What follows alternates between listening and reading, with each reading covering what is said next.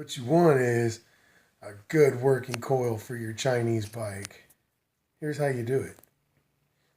What you want to do is grab yourself a 10 millimeter small box end wrench so that you can go ahead and take off the grounding bracket / mount bracket for the coil. Oh, you can't see much, but it's possible. It's upside down, so righty-loosey.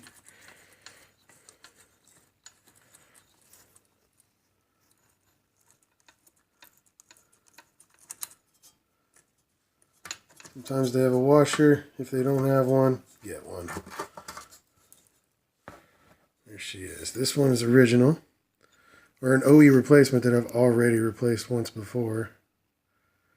And I'll go ahead and show you what the original solder looks like on this. That way you can see the difference in what we're doing and what they did. Sometimes you got to go ahead and replace the strap ties. We're going to use this nice pair of lesbians here. They don't prefer to be called the other word. It's not polite. So we'll use the lesbians in here. See if we can cut that loose. All right.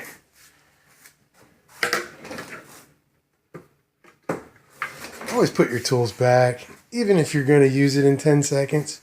At least you know where it is. So, go ahead and pull out the wires that go to it. Right here. Alright, look at that.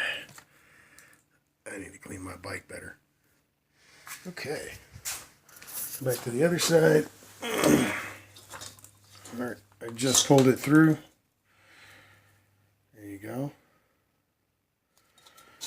And let's go take her off real quick. Actually got some 24 karat gold foil from the hobby store. And I put it in between my contacts when I first did this.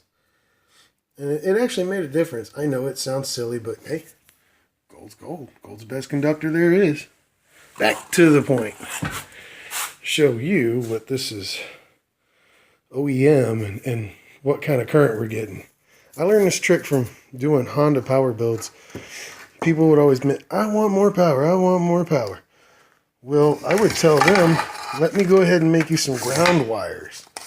Add about 4 or 5 ground wires to the transmission, engine, and body. And there was 5 to 10 horsepower right there. I know it sounds silly, but if the electricity can travel easier, you get more out of it. All right, back to the point. All right, this coil, I've already, had coated with electrical tape coating. I mean, you can use plastic dip if you want, but it really makes a difference. Oh yeah, I already did it to this one. I got really upset because they make these tiny little solders, and I'll come out with, this little guy, some of this, fill them up so that I can make a really good contact, because all you wind up seeing is just a little plate and the actual metal itself. The rivet is coming loose on this one right here, as you can see. And this happens after, just a few, we'll say 30, 40 hours of use, of trailing, playing around. You'll start getting looseness of these guys a lot. So the real trick was before, as I'm learning, of course, is that we're going to go ahead and pre-solder everything that we're done with and then coat everything so that we don't have these problems. Everything will last a whole lot longer.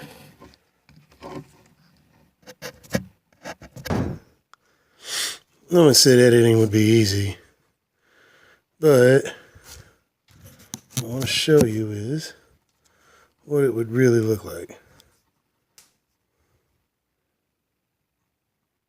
Damn it. There we go. See, it's real thin. I had another coil, so I found it. And what we're going to do is fill it up. Don't know if you can see it too well. There we go.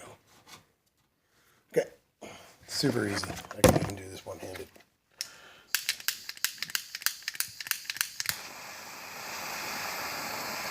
Get it hot. Hit it with your flux. Maybe not. Gotta be crafty. There she goes.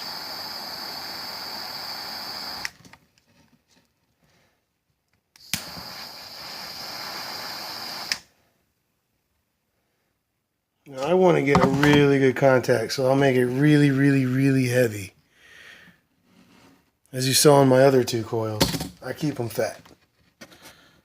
Do the same thing here, of course, with a clean piece, and then use rubbing alcohol or mass airflow cleaner. Even brake cleaner works really well too. Clean all the points, including right here inside this screw. It's just a screw, so it can come loose, and then you'll lose ground on that too. I've been there on that. And do this side as well. There's actually 2 points. The reason why I say it's so important here is because that's the ground side of this. And this is the side that gets the power and then interrupts so that we get our spark. All right, this guy's already drying. He's been drying for a little bit. But if you can see, I went ahead and used liquid electrical tape over at Harbor, you know, the Frizate. And then made sure after I had already soldered all my points in to go ahead and coat everything with a nice fat dollop of that stuff. So I really, really want to make sure I have good conductivity.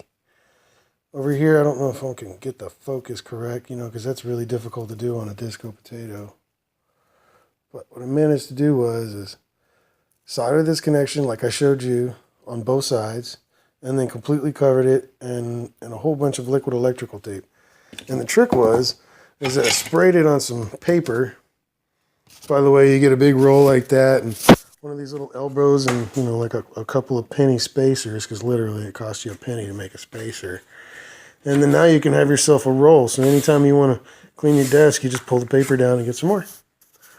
Really good trick. But anyways, so fill it up with a whole bunch of liquid electric tape, stir it around a little bit, and then you can scoop it up with, you know, anything simple, really. I use these so that I can scoop it all up and then pour it inside of the little pieces of the solder and get it inside the connector and inside the heat shrink tubing so that it doesn't get any water in there at all. Really happy with that stuff. And then when I'm done, I'll use some silicone on the end of the connectors over here. That keeps it completely waterproofed as well. You got to do it on the backside too, because you know water's going to get in anywhere it can. See, I even still have to puncture the hole on this one, but I keep them all nice and waterproofed up. That way you can go play instead of getting stuck all day. Let me know if you guys have any other tips or anything. But we're going to keep on playing with Chinese bikes and see if we can enjoy ourselves. I'm going to go ahead and install it here in just a sec. It seems as if, you know, 5 or 6 coats is good, but apparently I can still see a little tiny bit of metal here. So I'm going to go ahead and use some more of the stuff. By the way, you're supposed to shake these until the ball dissolves. That's how it works. Uh-oh, my phone's gone. Do little fat dollops. This stuff comes out like a mace attack. So always do your test parts first. Test sprays. Looks like a skunk had a bad moment. She mad. Girl, she mad.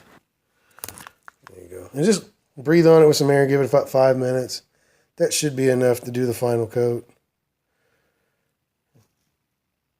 There's a good point right there, is to go ahead and make sure all your connections are soldered. Or at least have a softer metal between them to fill in the inaccurate China gaps that they make. Nobody's perfect. And at this price, I wouldn't pay you to be. But if you spend just a little bit of time playing with them and adding just a little bit of this and a little bit of that, siliconing all the bolts on the bike so that they don't want to shake loose, that's a big thing. If you get on all the apps, you know, where you can buy a dirt bike for X amount and you don't type it right, or you put all the words to one together, you wind up finding all these bikes that are missing the clutch covers or the stator covers. And that's because they took the screws out one time and then didn't use anything